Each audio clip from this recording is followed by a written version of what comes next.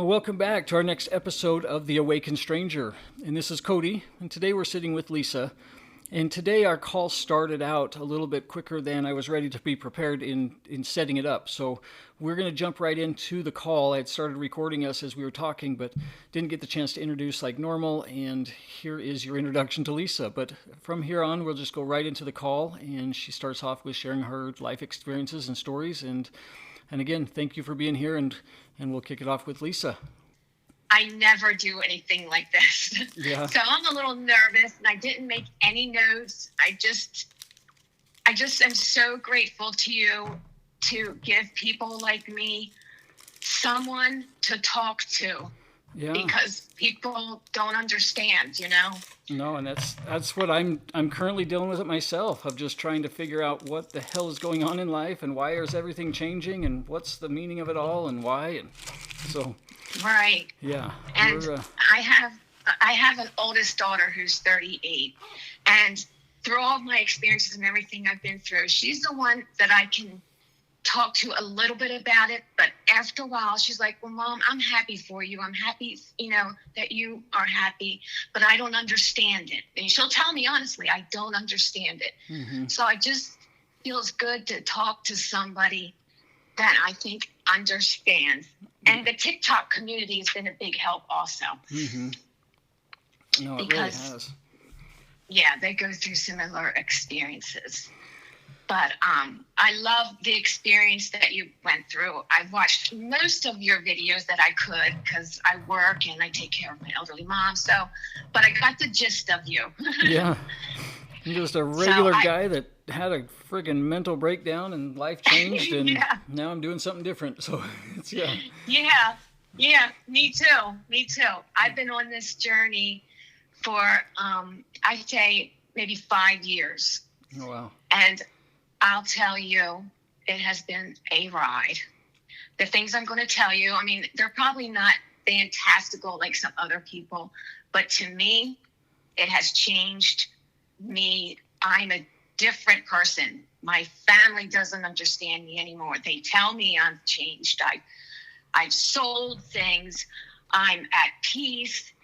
And I don't want to bore you, so I don't know where you want me to start. Do you want me to start from like where I think my childhood trauma started? That's the cool part. This is your story. And I believe what's happening too, and giving everybody space to kind of share their information, their story, is helpful to a lot of other people out there that have felt alone. So I would love to, I think there's a lot of things in our past that have made us who we are today. So starting wherever you would like to share and kind of give people an understanding of like what's happened in your life. I think it's also been beneficial for me, when I talk about stuff like that and to kind of share my history, my story. So I think it'd be a huge benefit to you as well. So, yeah. Well, I'm very grateful to you for sharing your story. That takes a lot of guts to do what you're doing. So, and I'm working on breaking my fears. That's where I'm at in my life now, facing my fears. Yeah. But, but anyway, just my whole life as a little girl, as far back as I can remember, I was always afraid of death. I used to cry thinking about my mom dying, and I would always wonder, like, why are we here? What's the meaning of this if we're just going to die, That really played in my head as a little girl a lot. And when I was in 7th grade, I became friends with a girl in junior high, and I cried to her about that, she's like, you should come to church with me. Now, my whole family, never church people, never talked about God. I wasn't raised with hugs. I was never told I was loved. I have a good mother. She was just very, not emotionally connected. I was taken care of, clothed. We went on vacations, but just no emotional, stability in our family. And so my stepfather came into our life when I was 2. Only father I ever had. But he came recently out of Vietnam. So here comes this strange man into our life that did not talk at all. Myself and my brother and my sister were afraid of him for the first few years of our life. never even had a conversation with this man until I was 14 years old. When I was a teenager and could have like an adult-like conversation with him. Honest to goodness, first time we sat down and talked at 14.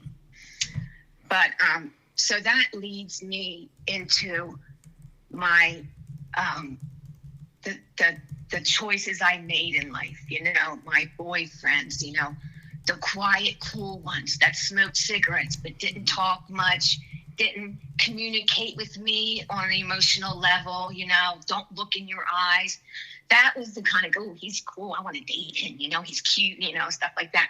But as I grew into adulthood and met my husband at 18, same exact kind of man, you know, married till we were 30, had 2 children,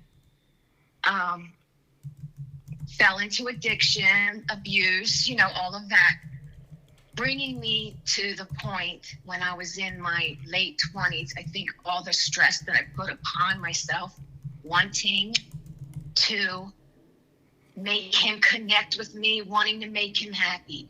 He was in construction. I would get up at 4 a.m, pack him a great lunch, have him dinner for him when he would come home, if he came home, you know.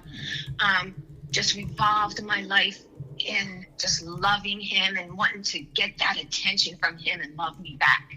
That was my cycle, which I didn't realize that stress was killing me inside because I was missing something, you know.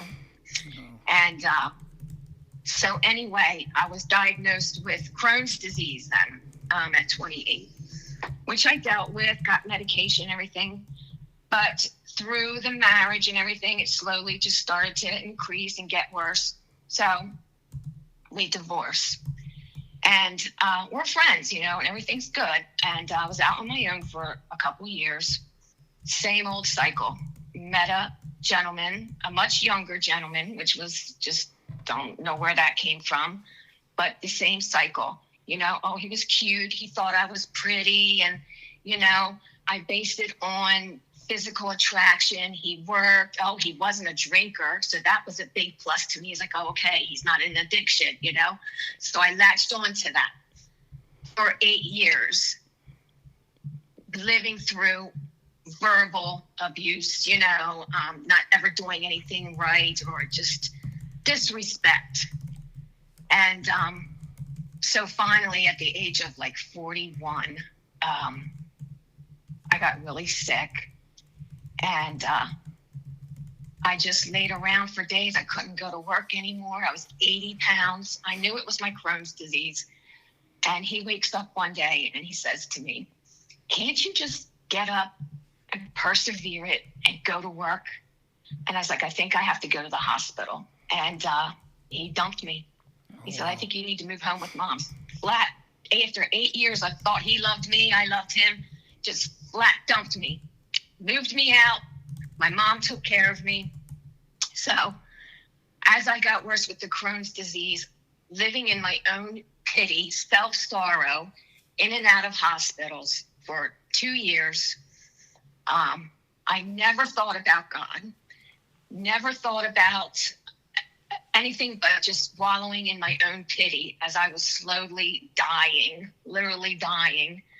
I had to go get infusions with, you know, it was all the cancer patients. I had injections. I got severe cystic acne. So then I was depressed because here I am losing my looks now. And I just got to a point of, I guess, 2 years of living with this. The doctors finally said, if you don't have your whole colon removed, you're not going to live.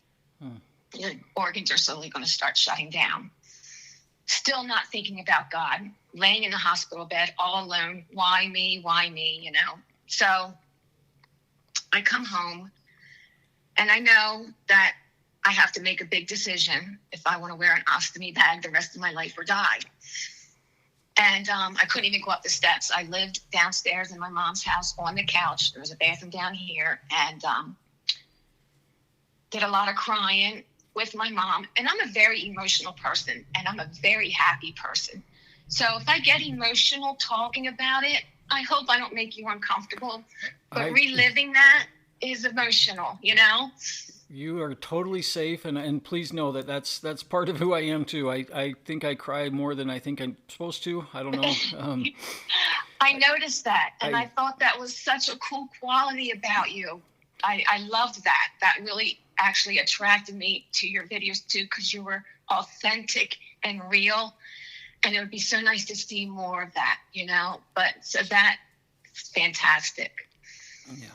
So no, definitely feel comfortable, feel safe. You can be who you want to be, and you can share. And if the emotions are there, I'm very empathic. I'll probably feel it, and we'll probably cry together. Right. So I'm I'm totally very okay with empathic that. too. Thank you. Thank you very much. So anyway, finally, you know, I knew I had to make a decision and soon. And I went to my mom one morning and I said, I don't want to live. I want to die. I said, this isn't a quality of life I want to have. I'm miserable. I don't have my boyfriend anymore. No man ever loved me. This just isn't where I want to be anymore. Now, mind you, my mother, who was never emotional, never kissed me, never told me she loved me. I never got a hug, but I knew she loved me. You know, she raised us kids and gave us what we needed. First time I ever saw my mom break down and cry like a baby when I told her I was ready to die and wasn't getting the surgery. First time I ever saw her cry like a baby and say, I need you to live, not for just for you, but for me. She's like, I need you. I need you in my life. So do this for me if you don't do it for yourself. And she asked me to do that and hugged me and cried with me for days until she talked me into having the surgery. So I did. And that was at the age of, I guess, by the time I got the surgery, let's see, we're 58. So 12 years ago, that's 55, 45, 46, 2014, I had the major surgery.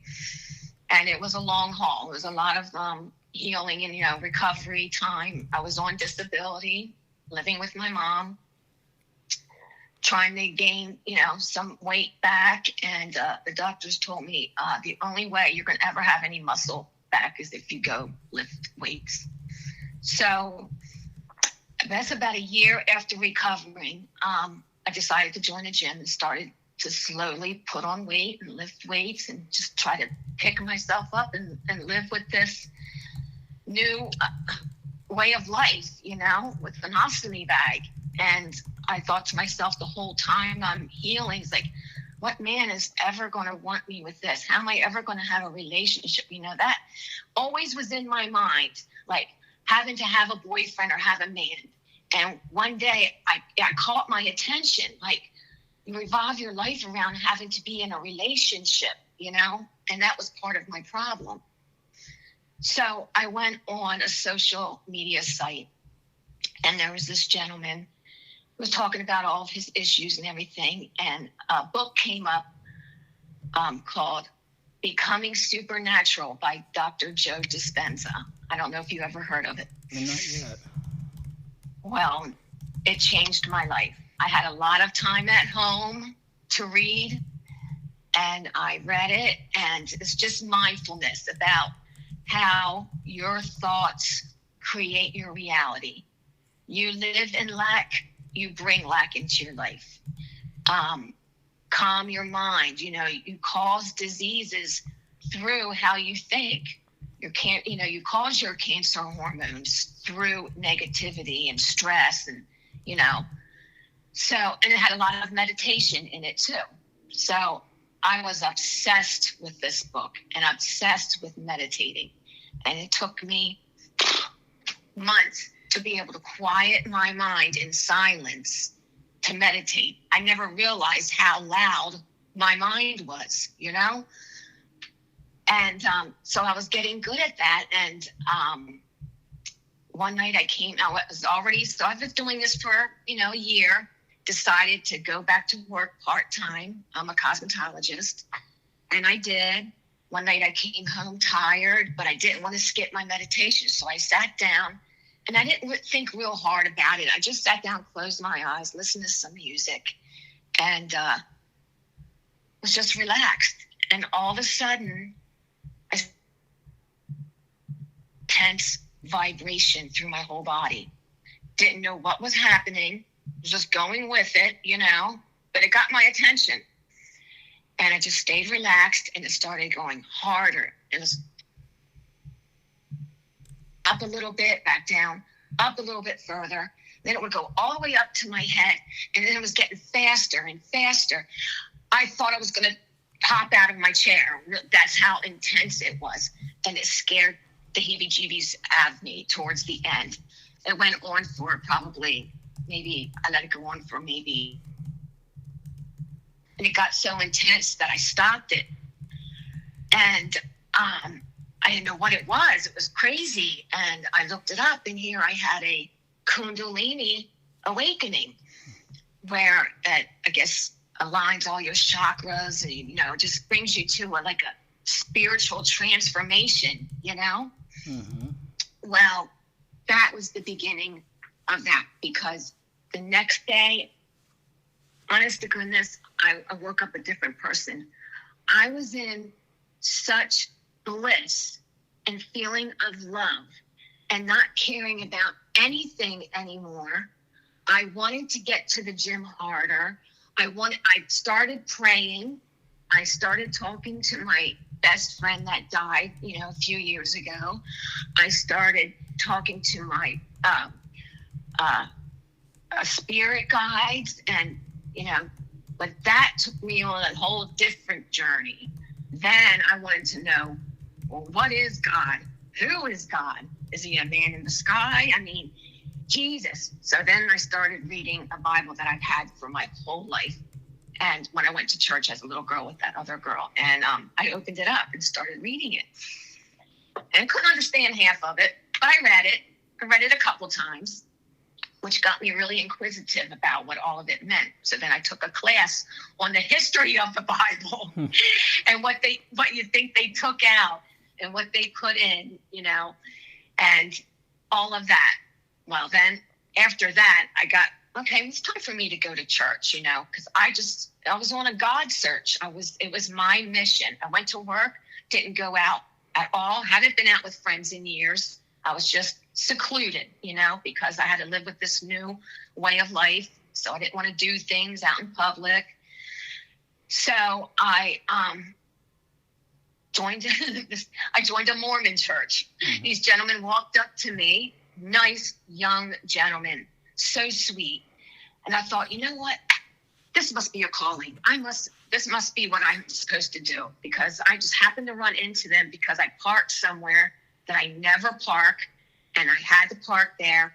And then they came walking up. So, I never park here. I never would have ran into them if I parked where I always park. So I thought, okay, I joined the church. Beautiful people. I enjoyed myself. Was with the church for almost a year. But as it went on, and I'm still questioning everything, and they believe that God is a white bearded man in the sky, and Jesus is his son, and I believe in Jesus and all of his teachings and all that. I'm not saying that, but I'll be like, I don't know. I just didn't feel right in my soul. Like I just didn't give me the answers I wanted. And then they took me to a temple to get baptized for all of my dead relatives so that they could all move to the next level of heaven, which, like I said, I don't judge other religions. I don't judge the church, nothing. It just didn't sit well with me personally. And I'm still friends with a lot of people from that church. But when I became good friends with one woman there, and things that were happening with me, she kind of just slowly, drifted away. She I don't know what she was thinking about me, because I had a lot more things start to happen after I woke up, I guess you could say, because I have so many books that I read and just wanted to know the truth. And so I would go outside and go for walks with my dogs and everything. I started seeing a lot of things, that synchronicities and spiritual things that would happen. I was walking past this house, and it had one of those big outside trash cans that the trash men come and empty, just an old dumpster trash can. But my best friend and I, best friends since 8th grade, talked every day of our lives, had 2 of our children at the same time. We were pregnant together, didn't plan it that way. She was everything to me. So she died at the age of 50. And her son called me when he found her in her bed, dead. And she was dead for a day. And he said, please come over now. And I did. I ran over there. And I never saw a dead body in my life. And and then always being afraid of death, you know, my whole life, I pushed myself to go see her. And I kind of like opened one eye real slightly, you know, to just peek at her just to make sure I could handle it. And it was jolting, but it was also just more of an awakening for me. Okay, she's gone. Her body's gone. Well, maybe a year after that, I'm taking a walk, and her and I at that time both collected Boyd's bears. I mean, we spent a lot of money on those expensive things. They're out of style now, but I walked past this trash can, and on top of it is this brand new, and I could tell it was brand new, beautiful Boyd's bear holding a big sign that said best friends. I knew that was from her because it was just a dumpy trash can at an old house. It stuck out like a sore thumb. And that jolted me, you know, that made me so happy. So that was the first thing. I didn't take it though, because I thought to myself, well, I don't know whose it is. I don't want to steal it. So I just left it there. I wish I would have taken it. So going on through what I'm going through, living in bliss, and I'm listening to spiritual music, and I'm taking walks and praying and being grateful every day, and just starting to change my whole outlook on life through the years. In the last few years, I finally started really praying hard. Like, what is this? What's going on? What is all this about? And I just wanted to know. I don't know why I was obsessed with it. I just, you know, and so I took the dogs down to the park one day. This was actually just this past January. It was freezing. Oh, no, let me back up. I got to tell you another important thing. I'm sorry. No, you're good. Totally good. I'm not boring you yet, am I? Oh, not at all. I am very engaged. Okay. When I started going to the gym and lifting weights, I decided to go in the tanning bed to get just a little bit of color, you know, get some vitamin D. And this is about 4 years ago, maybe. And I'm laying there just listening to my soft music, not thinking about anything, you know, just waiting for the buzzer to go off that the tanning bed shuts off. I had my headphones on. The headphones went silent. And I heard, and I told my daughter this, and I still to this day don't know what she thinks of this. But I am not on any drugs. I'm medication free for many years. Don't drink, nothing. I'm a sober person, I promise you. I heard a woman's left voice in my ear tell me, you're on the right path. And this is why I know angel numbers are real. And she said 888. But she didn't speak it in normal English. She spoke it in biblical terms. I wish I would have written it down because I remember every way she said it for like the first 2 days. By this, and you know what I mean? I wouldn't talk like that. It wasn't my own mind talking, you know? And then 888, I'm like, what's 888, you know? And I looked it up, and it was an angel number. And so then I was on the angel number path. Well, I'll tell you what, after that experience, I hopped out of that tanning bed. I thought I was losing my mind, because that was clear as day. It was a beautiful woman's voice. And after just contemplating it for a while, I was like, that's either a spirit guide, my higher self, I don't know. But I took it, I embraced it. It kept me on a high for so long. Then I just shot off on my journey. That's cool. So Is there anywhere you want to chime in? Go ahead. I would just say, I would bet to say, because I've gone to a lot of meditations and I do a lot of kind of inner work, and that voice you heard, I would dare to believe it was a version of your higher self talking to you and giving you confirmation of what's going on and where you're headed. I believe I figured either that or spirit guide. Those were my two. But the longer I go on this journey, the more I believe it was my higher self, because that experience doesn't stop there. And I'm not looking for these experiences. I'm not like praying in meditation, please give me an experience. It always happens unexpectedly, not when I'm searching for it. Always. That's when they come in. Yeah. So I'm meditating one night, not thinking nothing of it, just relaxing. I was tired. I was ready to go to bed. And then it happened again. Not the kundalini awakening. I guess my third eye opened. I don't know. But I could see when I breathed out, I could see purple mist come out in front of my face. It would just be purple. And then when I breathed in, it would go back in. And then when I breathed out, I'm thinking, and I could see through my third eye. So I was really enjoying that. So I did that for as long as I could. So that was another experience. But the one that blows my mind the most is the most recent. And I haven't had anything like it since. I don't think I'm forgetting anything else. I wanted to make notes, but I just wanted to be myself and just wing it. But this past winter was an Arctic freeze. I'm sure you know. It was just awful. And so I was just at home reading my books like I do and going to work and just dealing with the winter. And I was kind of getting the winter blues a little bit. I wanted to be outside like I'm used to being, and I couldn't do it. It was just snow and ice everywhere. It took cold. Well, on January 18th was the first day that this ice was melting. You could walk outside and the sun was out. I woke up and saw that. I said, I'm getting out today. So I got my dogs bundled up in their sweaters. I bundled up and I went down to the park where I usually go. And not thinking nothing, just was listening to my music with my headphones on. I let the dogs off their leash.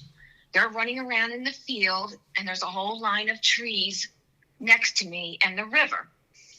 And I'm just walking, and all of a sudden, the sun shined on me so bright, it caught me in my tracks. Like, oh my gosh, it got really bright all of a sudden. Like it surrounded me, the sun. And then all of a sudden, I had this feeling of peace come over my whole body, just peace. Then after that, enormous love, so much love that I cried so much. I bawled my eyes out. Like, I don't know where it came from. I wasn't thinking about anything. It was the most extraordinary, beautiful feeling I've ever felt. And if that's what it's like when we're away from here, or even better, I'm fine with that. So I cried for a long time. After I got over that, then knowledge. I knew what everything was about. I knew that what we were, I knew I could read the Bible and I understood the parables. I just knew there was nothing to be afraid of. I knew that we were beings of love and light, energy, and I knew everything in my life was going to be okay, and I didn't have to have any fear. It just came over me, like the knowledge, just like the snap of a finger. Well, after I got over crying and got over this whole experience and everything, what do? Pick up the phone and call my daughter. Mm-hmm. Cry, I'm still crying, but not as hard. And told her, and she's like, okay, well, I'm glad you're happy, Mom. And that's when I said, okay, I can't talk about this to just anybody anymore. It's too out there. believe me, I've chased people away trying to talk about this, so I quit doing that. But that was my last experience, just this past January 18th. But the whole moral of the story, where I'm at in life now, is such a good place because I am very empathic. And I cut hair all day long, every day. I meet people that I connect with, and a lot of them are elderly people, and a lot of them are older adults. I can't tell you how many people come in and they say, I want her to cut my hair. We'll have a conversation. They're just diagnosed with cancer. And by the time I'm done cutting their hair, so many are like, it feels so good talking to you. I can't tell you. And they'll hug me, and my coworkers are like, what's up with this chick that she gets these customers? They're always hugging her and stuff. You know what I mean? That's stuff you can't explain, huh? That's who you are. Well, I just believe that, and I know, to be honest with you, that it's frequency. It's the light that you carry within yourself. It's being in a positive attitude. And I believe that is what I bring to myself now that I don't live in lack anymore, So normal conversations, sometimes I get a little bit bored with it, but I smile and I nod and I interact, but it doesn't click like they used to anymore. I'm just so much deeper than that. And I just want to help people. And that's just how I live my life now. And people just don't understand me. I'm through the whole awakening process, I believe now. I'm ready to do things, because now I'm at that point in my life where I've been alone for so long since I've been sick, and I'm not anymore. And I gained a lot of weight. I'm, physically fit, and I think I'm hanging in pretty good for a 58-year-old. And I think I'm at the best place of my life.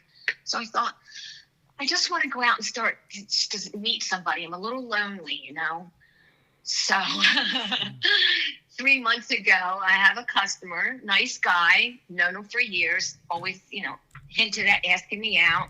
So finally he did. I said, oh, what the heck? So I go out with him. And I told him, I said, well, just forewarning, I'm very spiritual and I'm a little woo-hoo. And he just laughed. He's like, well, I'm spiritual too, which he didn't know how spiritual I was. So anyway, we go on our first date and we're talking and we're laughing. And I told him a little bit. And he's like, you really intrigue me. So we went out again. The last time we went out, instead of me intriguing him, he was like, well, you're a little weird. And we haven't talked since. He hasn't messaged me since. So I was like, okay, this is what it's going to be like. Okay, I better turn it off a little bit out in the dating scene. Well, and here's the thing that I've come to realize, because I've had a lot of that, where I've had people that have been very big and influential in my life have just slowly fallen away. And a lot of that hurt. Like I thought I had friends. I thought I had people that were there. I thought I had, just close family that understood me. And the more I've expressed my understanding of things, the more I've shared some of the stuff that's happening, I now, I'm the topic of conversation behind my back. I have family members that are meeting to talk about me. My mom is one of them. My aunt, like everybody has their opinion. And we were raised in the LDS church. I was married in the temple. Isn't that something? And my wife and I have been married for 20 years. And through this whole kind of experience for me in the last really 2 years, my awakening kind of came on very abruptly 2.5 years ago. And I had taken a large dose of mushrooms, is what kind of kicked my thing off. And I saw that in your video. Yep, I left my body. I was shown the original point of creation. I saw how everything evolved through the universe. And that itself is a very long story. But the more I'm feeling safe in sharing my information and telling people what I'm actually going through or what I'm thinking of, and being able to find the words to it, that's the big difference, is now I can actually describe what's happening versus just telling people I think I'm going crazy. And knowing that I'm now to the point where I don't have to prove anything. I don't need to worry about other people's opinions, and I've lived my whole life with the saying, other people's opinions of you are none of your business. And I think naturally that's not normal for ourselves to just not care what other people think about us. And Right. we want to justify it. We want to prove why our thoughts are a certain way. And I've gotten to the point where I'm like, it's okay. I do understand now why everybody's path and everybody's purpose is different.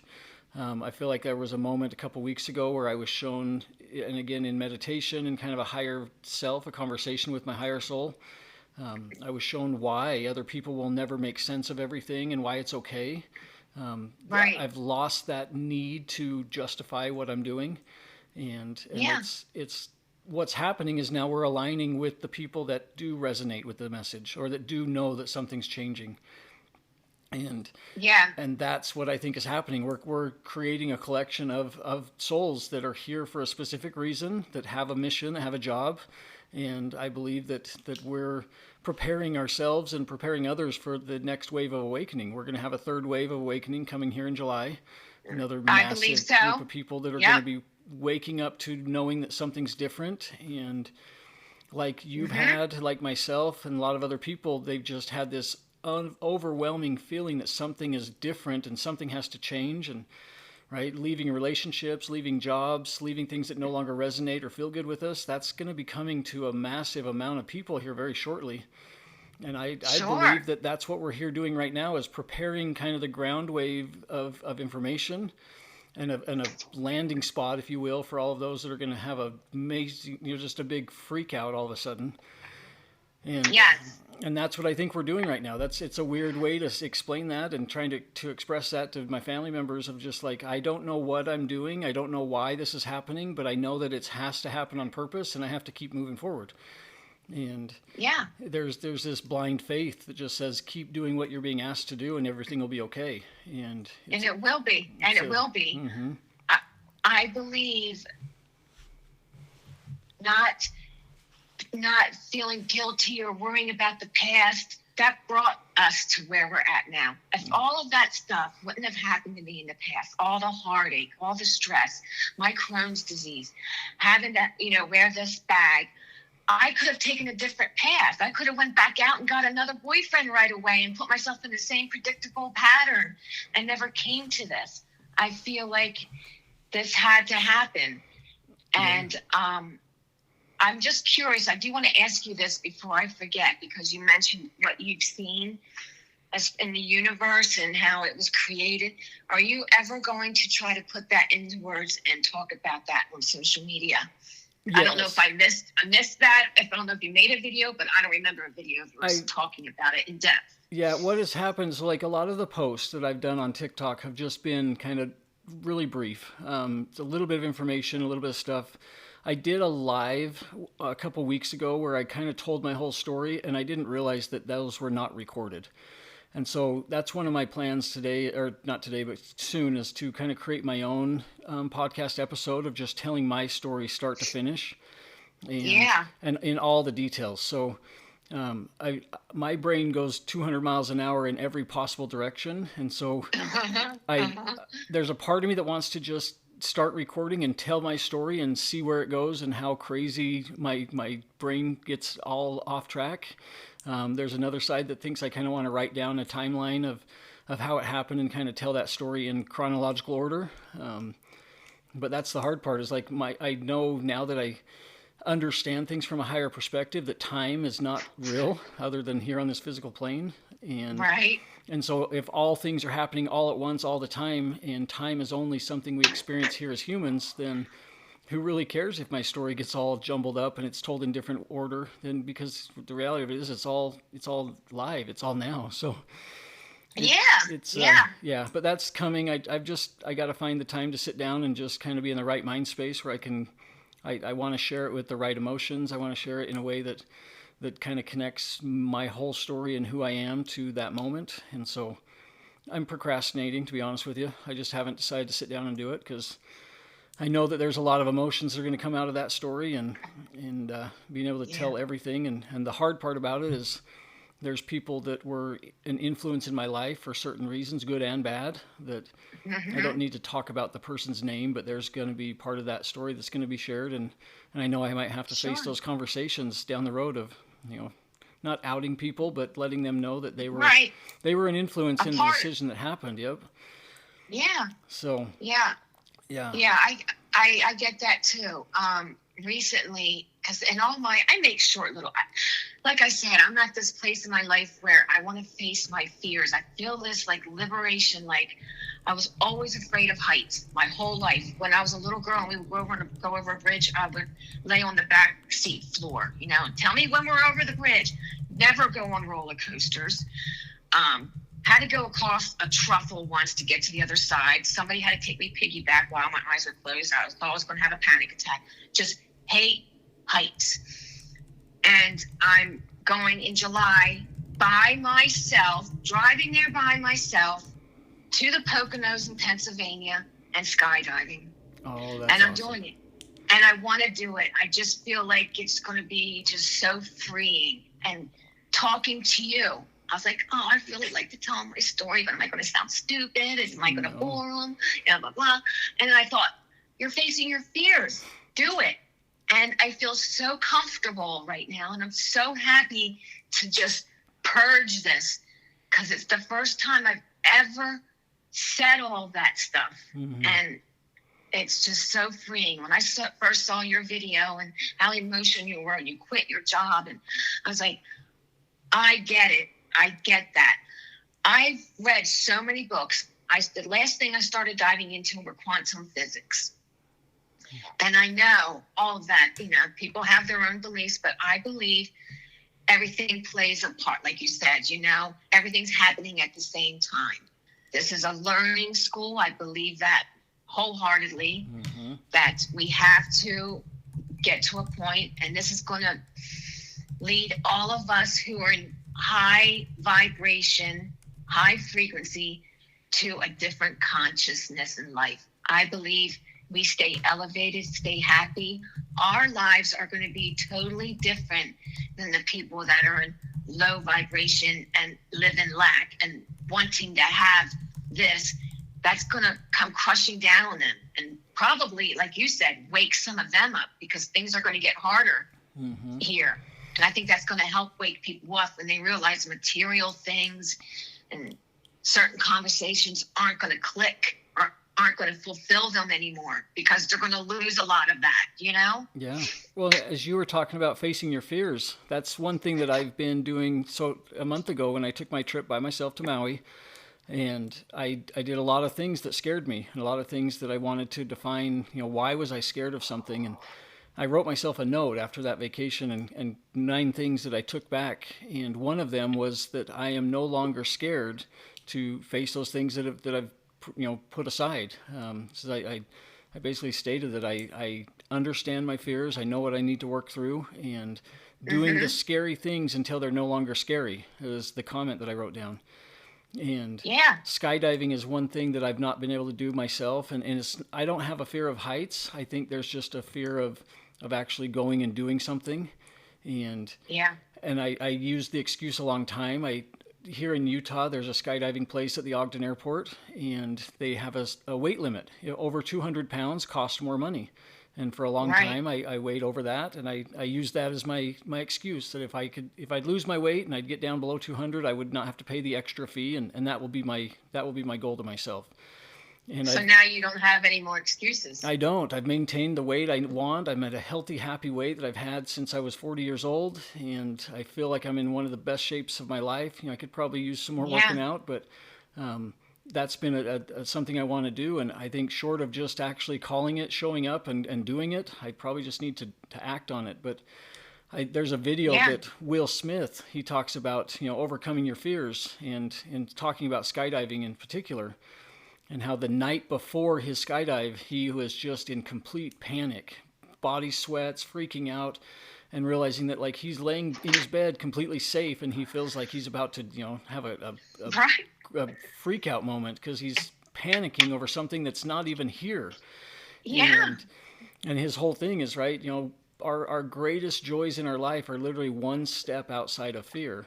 And he describes his moment of jumping out of the plane, and that initial moment of panic, and then realizing the freeing feeling and experiencing the joy of skydiving. And so that's been something I've wanted to do for a long time, and now I just need to stop saying it and start doing it, because I think that's what Yeah. a lot of us are being asked to do, is to stop thinking and just to start acting. And Yes. so, no, it's cool that you've had a lot of the similar experiences. Our lives are almost feels like we're gone down the same path in completely different, you know, experiences itself, or we've lived through different times, but there's a Yeah. lot of us that are going through the exact same thing right now, and it can't be for out or without it being for an exact purpose. So I, I do. I feel like I don't know. Go ahead. I don't know if you find yourself thinking this, but every now and then I shut my mind off, because, like I told you, that book, Becoming, you have to read it. Oh my gosh. It's just what you're staying in, you're keeping your thoughts, like, I don't know, it's hard to explain, but just staying in the moment, catching your brain when you start spiraling, like, oh my gosh, later today, how am I going to get that? Or tomorrow? No, stay in the moment. You'll be okay. Mm-hmm. Oh, I did this to that person years ago. It's done. It's over. And training your brain to calm your mind. I've gotten rid of anxiety. I've gotten rid of like ADHD habits. I used to be a scatterbrain like crazy. But I was coming to a point that I forget what my point was. There goes my scatterbrainness. I guess I'm not completely there yet. But yeah, I'm just at that point in my life, like, hey, it is what it is. I'm going skydiving. Yeah. I'm not going to think about it. I'm not going to think about, oh my gosh, what's it going to feel like when I jump out of the plane? I'm going to walk up there by myself, watch the video, learn, and say, let's go, and just do it. And I'm getting it videotaped too, because nobody's going to believe me. That's so awesome. I can't wait to see it. You got to find a way to post it for us all. Yeah, I will. I'll put it on TikTok. Yeah, that's very cool. So, but yeah, that's just where I am. Now I just got asked out from another gentleman that I've known for years. And we'll see how that goes. Nice. But I decided I'm going to button my lip a little more this time. I'll work into that slowly. Yeah. Well, that's what I've learned too. Like the last couple of people that I've hung out with. So I go golfing a lot, and typically I'll go by myself and then just get paired with anybody that's got an opening spot in the tee time. And so I find myself around a lot of strangers often, and I do it on purpose because I enjoy meeting people. And I've learned too that maybe I'll drop a little hint to something, because that's kind of the common topic. You ask people what they're doing, and if you're golfing at noon on a Wednesday, you're obviously not at work during the weekday. So what do you do? And right. So I've started just giving people very small bits of something, and then if they ask follow-up questions, I'm like, okay, now they're wanting to engage in that conversation. And I let myself kind of slowly share after they've asked a question, but I find, and that's the common thing. A lot of people's favorite topic is themselves. And so if they're talking about themselves, they're happy. And not a lot of people have the patience to want to talk about other people. So I think that's part of kind of what's happening here with the podcast and with us joining together and people sharing their stories, is I'm learning myself how to communicate in a way that allows other people to talk, to listen to their story, and to then respond in the proper times versus just trying to talk about my ideas. So I think that's this is a big learning curve for me too, of just learning how to have a conversation and be actively involved versus waiting to respond. So sometimes I don't know, maybe that's my side piece of advice. Share a little bit, see how they respond, and see what happens. But well, I'm definitely going to take that advice, because I don't want to scare him away. He's a nice guy, Yeah. So, like I said, I'm not looking into the future. We'll just see. But I have a feeling that you have a lot of really good things coming your way. I have a feeling your mind's going to be blown if you could see into 5 years from now. and that's where I'm living right now, in that blind faith, blind trust that I feel like there's something big for the world coming, and somehow I just have got the opportunity to be a part of it. So I definitely know this is way bigger than me. This is not something that I'm doing by myself. This is just me finally listening to the still small voice, the guidance, whether it's a higher self, spirit, God, consciousness, creation. It's all the same, I believe. But I think just something has finally clicked where I'm paying attention. I'm going to be looking out for that, either podcast, video, whatever, of your full experience that you went into with the universe. Yes. And all. I'll be looking forward to that. And I thank you again for your just putting your journey out there. That touched me. I just can't tell you how you were touching people. I mean, the way it touched me, I can only imagine how it has other people. Yeah. Because we're all scattered all over the place. You know, there's so many people that, like, I look at them, I'm like, gosh, if they, you know, when they're talking negative, you know, so many of my coworkers, they come into work and, oh, this and that and negativity. I actually have to wear an earbud in my one ear with soft music playing to shut myself out from that outer world so I don't get pushed into that negativity. I want to stay on my high vibrational high that I'm on. You know, I don't want to get sucked into that, but I look at them sometimes and I'm like, if you only knew. Mm-hmm. I want to be like, come to the light with me. Yep. I don't say that, but I think it. Just come find out how beautiful it is over here. Yep. And that's what I think we're figuring out too, is that it's available for everybody. It's all there, but everybody has their own free will. They all get to choose their moment when they decide to listen or to wake up. And I think we're all just being prepared to be that guidance system and the support for those that will be waking up soon. So very, very cool. Well, we will see. We're going to stay in tune. I'd like to kind of end things with my final question, but based on the information you've shared with us, your life experiences and kind of what you went through with your kundalini awakening and kind of understanding things from a different perspective, what would be some advice that you would leave with anybody that's maybe coming through your same shoes? It's kind of a scenario that you might be familiar with, helping them learn about what they're doing. The first thing, the major thing that comes to my mind, and it's going to sound really, I guess, I don't know, cliche or mundane, but truly, truly live through your heart posture. I don't judge anybody. If they're awakened, if they're not, I truly look at the good in everything and everyone. I think living through your heart posture is key to everything coming together in your life. Absolutely. That would be mine. Yeah. Well, that is amazing. And I truly appreciate the time today with you, Lisa. And thank you for being vulnerable and sharing your information and stepping outside your comfort zone. So Well, I thank you. It was so nice to talk with you, and good luck in your journey and your future. Absolutely. And I look forward to hearing back from you after the skydiving, if that's something. Okay. I'll just look for a video. I sent you the TikTok, my bio 2 times by accident because I didn't think the first one took. So that's why that happened. Yep, I got those. I put a little bit on there, but I don't talk on my videos. That's my next fear conqueror. I'm afraid to talk on my videos. Yep. And I don't do that anymore. And my little secret too, I record my videos, I post them, and I never watch them again.